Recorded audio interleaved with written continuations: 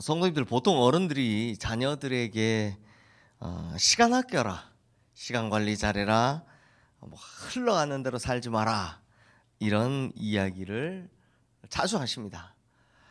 그런데 시간을 아껴서 뭘 해야 될지, 왜 시간 관리를 잘해야 될지에 대해서는 잘 알려주지를 않죠. 그러니까 알려준다 하더라도 말하는 사람마다 다 다릅니다. 시간을 아끼라는 다 똑같은데, 어떤 분은 시간을 아껴서 공부 열심히 해라 라고 하고, 또 어떤 분은 시간을 아껴서 건강에 투자해라 라고 하고, 또 어떤 분은 네가 가장 중요하니까 시간을 아껴서 너 하고 싶은 거 좀 해라 라고 합니다.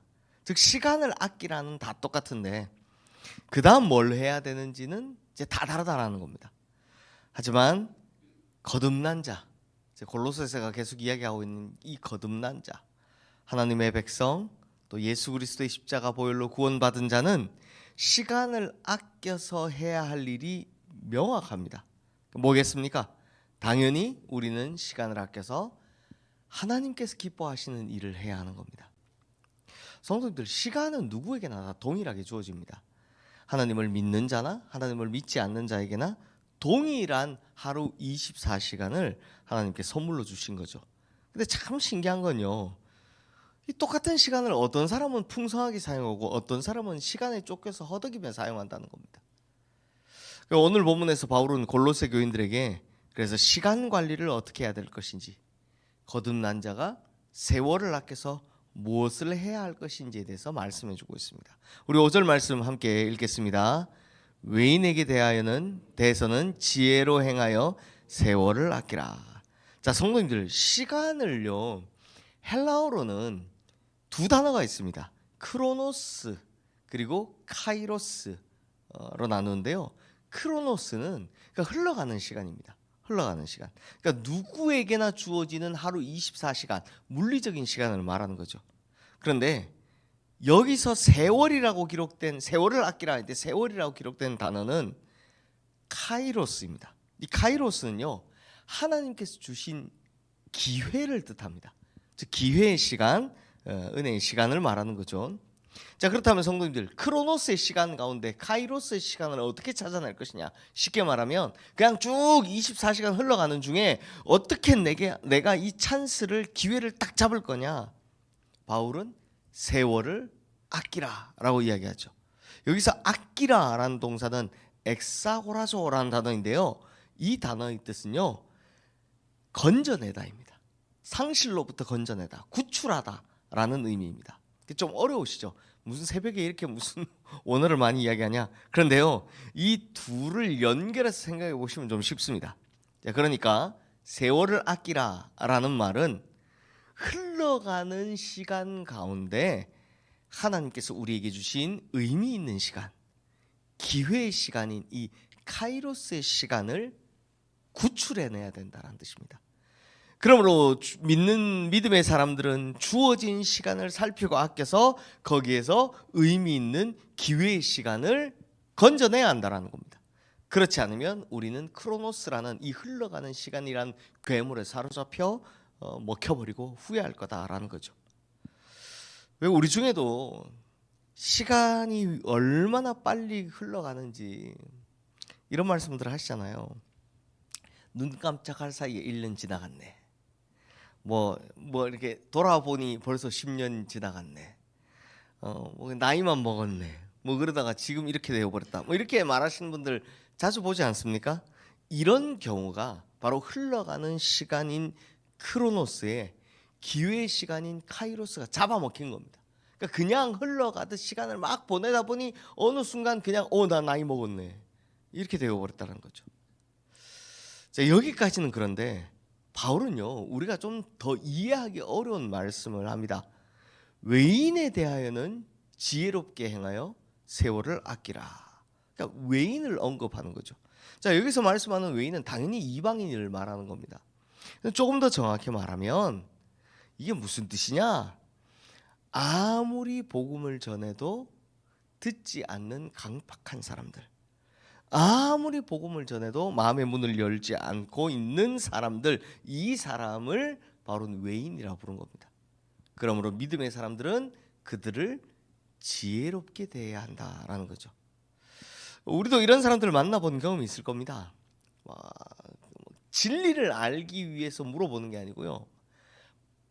이 성경을 반박하기 위한 반대를 위한 반대를 위해서 끊임없이 그렇게 이야기하는 사람들 있죠.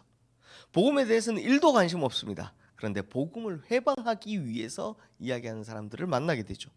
이들에 대해서 바울은 지혜롭게 행하라 라고 이야기하는 겁니다. 바울은 이런 사람들을 아마 수도 없이 많이 만나봤을 겁니다. 바울이 만난 사람 중에 이 대표적인 외인은 사도행전 24장에 나오는 벨릭스라는 총독입니다. 이 벨릭스는요, 로마의 총독으로 오기는 왔는데, 이 빌라도 후임으로 오기는 왔는데, 유대인들의 마음을 얻기 위해서 일부러 바울을 구금합니다. 그것도 2년 동안 로마로 보내달라고 하는데 그냥 2년 동안 감옥에다가 집어넣고 있습니다. 왜냐하면 얘를 그냥 보내자니 골치가 아프고 또 그러고 또 풀어주자니 또 그러니까 그냥 2년 동안 데리고 있는 겁니다. 그래놓고는 뭘 하냐? 자주 바울을 부릅니다. 그래서 왜냐니 이 자신의 부인인 유대 여인 두루실라가 이 복음에 관심이 있었기 때문입니다. 그래서 바울을 불러다가 진리가 무엇인지에 대해서, 기독교가 무엇인지에 대해서 물어보죠. 근데 사실 벨릭스의 속셈은 달랐습니다. 뭐냐? 바울 집안이 부자인 줄 알았어요. 그래서 뭘 받고 싶었던 겁니까?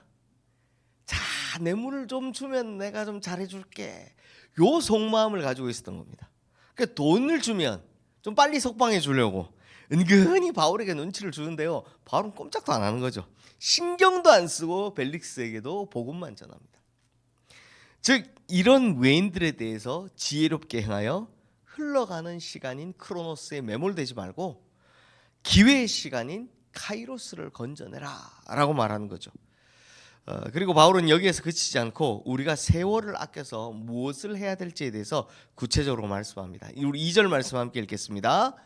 기도를 계속하고 기도에 감사함으로 깨어 있으라. 자, 제가 어제 이 추운 날에도 새벽기도 빠지지 않고 늘 오시는 분들 정말 대단하시다라고 제가 말씀드렸는데요. 세월을 아껴서 해야 할 일, 가장 중요한 일은 뭐겠습니까? 기도를 계속하라 라는 겁니다.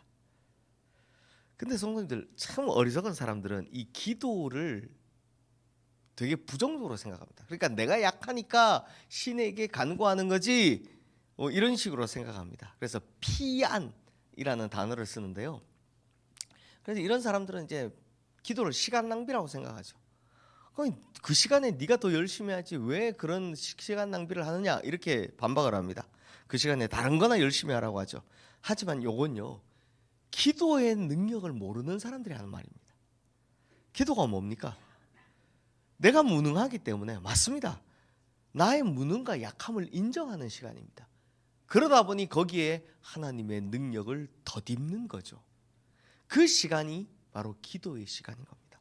그러니까 이걸 모르니까 기도하면 뭐하냐 하는 사람들은 사실 세상에서 가장 어리석고 불쌍한 사람들인 거죠. 왜냐? 하나님 앞에서 엎드려 무릎 꿇고 간절히 기도하면 그 시간에 우리는 하나님의 능력을 덧입고 크고 비밀한 일들을 경험할 것이기 때문입니다. 그러니 이게 세월을 아끼는 비결인 거죠. 그러므로 기도는 세월을 아껴서라도, 시간을 아껴서라도 반드시 해야 되는 가장 중요한 일이다 라는 겁니다. 흘러가는 이 크로노스의 시간을 아껴서 하나님 앞에서 기도하고 무릎 꿇는 시간이야말로 우리 성도님들이 마땅히 해야 할 일이고, 그래야만 하나님의 능력을 덧입게 된다는 거죠.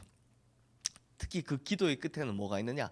감사함의 열매가 있다는 겁니다. 난 이렇게 부족하고 연약한데 하나님의 능력과 그 강함의 손길이 부족한 나를 통해서 역사하시고 열매 맺는 것이 너무 고마운 겁니다.